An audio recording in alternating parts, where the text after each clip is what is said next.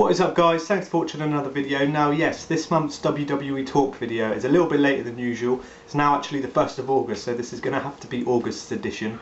But yeah, apologies that it's late, but there has been a lot that has happened over this past month, so I'll crack straight on with it really. So obviously the pay-per-view this month was Money in the Bank.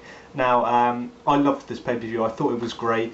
I thought it was much better than last year's Money in the Bank. We got an actually quite unpredictable win on the Raw one. Obviously Randy Orton won. I had an inkling there could be a chance Orton might win, but I didn't think they would because of all the drug problems he's had in the past. I didn't think they would kind of risk it, but they did, and I'm glad to see that Orton's going to be getting a bit more of a push. Obviously with the Money in the Bank briefcase, he's probably going to be WWE champion again, so it's going to be exciting to see what happens there. Damien Sandow won the Smackdown one, and I'm happy about this because I think Sandow is a great star. I think he's got good potential. He works great as a heel, and it was a matter of time really before he won something, maybe whether it was Money in the Bank or the Royal Rumble or something like that. He was always going to do well because I think he's been doing well and been a fan favourite for a long time, so I was happy with that. And obviously one of the big events was Paul Heyman kind of turning on CM Punk. And that set up the whole feud between Paul Heyman, CM Punk, Brock Lesnar, the whole kind of feud in amongst the Heyman guys. So those were the sort of big events of Money in the Bank really. But overall I thought it was a good pay-per-view, especially the Smackdown Money in the Bank. That was good for sort of high-flying, cool moments. And the Raw one was great as well. Obviously we had RVD back as well, but I'll talk a bit more about RVD later on in the video. So yeah, today's current storylines. So we got John Cena versus Daniel Bryan feud for SummerSlam. Now I'm so happy that Daniel Bryan's finally getting that big push. Probably the most over guy in the company I might have ever seen. It's unbelievable. The mere mention of Daniel Bryan's name and the fans just go crazy with the yes chants and everything. It's insane. So it was obvious they were kind of forced into it really. They had no choice but to push Daniel Bryan. And I think he'll do well. I think Daniel Bryan's going to be that kind of underdog person that everyone will want to support, even though he's a face, and I know it's not always cool to support the faces. If he's against John Cena, he's going to get the support. So I'm glad about that. He's a great technical wrestler. He's worked his way up from the indies, just like CM Punk. Now look at him, he's feuding with John Cena for the main event at SummerSlam. So that's going to be great. I'm also liking Brad Maddox as the Raw General Manager. I don't know why. There's something about his character that I like. He's small, he's squirmy, he's quite cheesy, but he's funny, and that's what I like to see. Whether it's going to be a permanent thing, because I don't know. It seems like this whole Vince McMahon thing, something's going to happen about it. But I would like to see Brad Maddox as a permanent General Manager because I personally find him quite funny, and I like the character, like I said. So yeah, hopefully we get a bit more development with that. Rob Van Dam. Now, I was a big fan of Rob Van Dam back in the day, and when I heard that he was going to be returning, I obviously knew that his contract at TNA was up, and I was expecting him to return to WWE, and it didn't take long. So he's back now. I was sceptical that he wasn't going to kind of have it still, because obviously it had been about 10 years since we had watched him in his peak in WWE, and I don't watch any TNA, so I haven't seen what he's like nowadays. So I watched him return to Money in the Bank, and I'm so glad he's still got it. He did a bit of a dodgy 5-star frog splash off that ladder, but he proved that he can still do it on the following Raws and everything. He's given us great matches still, given us those exciting matches with kind of moves that no one else really does in the WWE nowadays. Those sort of high-flying, high kicks and jumping off the top rope and everything, and backflips and monkey flips. No one really does that in WWE anymore. There's no more Rey Mysterio. Sin Cara never even gets a look in.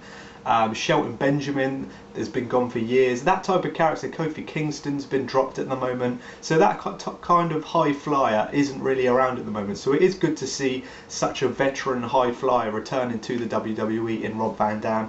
And I hope he sticks around because I think he's an exciting wrestler to watch. Over on Smackdown, we got the feud going on between Damien Sandow and Cody Rhodes.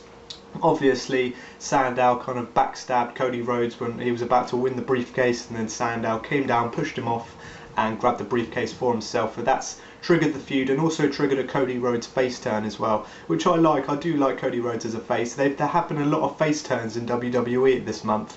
What have we had? We've got Cody Rhodes, Dolph Ziggler, Mark Henry, kind of Daniel Bryan maybe is a bit of a face now. CM Punk, of course. There's a lot of face turns going on, which leads me on to the fact that there needs to be a few more heel turns coming up. So two heel turns that I'm fully expecting in the next month: Randy Orton and Sheamus. Now the reason I'm expecting Randy Orton to turn heel, I didn't mean face, I meant heel. I think I said face a minute ago. But yeah, the reason I think Randy Orton will turn heel is I believe Daniel Bryan is going to beat John Cena at SummerSlam. We're going to have the feel-good moment. We're going to have the confetti falling from the ceiling. Daniel Bryan doing the yes chants with the belt around his waist on the top turnbuckle. And out of nowhere, Randy Orton's going to come out and RKO Daniel Bryan, cash in the briefcase and win. I honestly believe that's what's going to happen, and that's going to trigger a Randy Orton heel turn, and we'll get the best out of Randy Orton again, because obviously Orton was his best when he was a heel, and hopefully we can get that again. We need that sort of beastie monster heel in WWE again, and Randy Orton was good at it, so why not put him at it as it again? So I'd be fully up for a Randy Orton heel turn. Apologies if you can hear noises out there, my neighbours are doing some gardening or something. But yeah, and also Sheamus, I believe, is going to be a heel, because there's not really any need for him at the moment. He's not in any storylines. The fans are getting bored of his character, and they've also replaced him with sort of Dolph Ziggler as the top face of Smackdown. So I'm expecting a Sheamus heel turn soon, but I don't really know what they can do with him. And also, what's going on with Big Show? They did tease a Big Show return a couple of weeks ago, and they just ditched him. I'm not kind of upset about that, because I am quite bored of Big Show. He's not the most exciting character, but it did make me wonder what they were doing when they teased his return and then just forgot about him. But yeah, what else has gone on? We've got the Wyatt Family. They've debuted.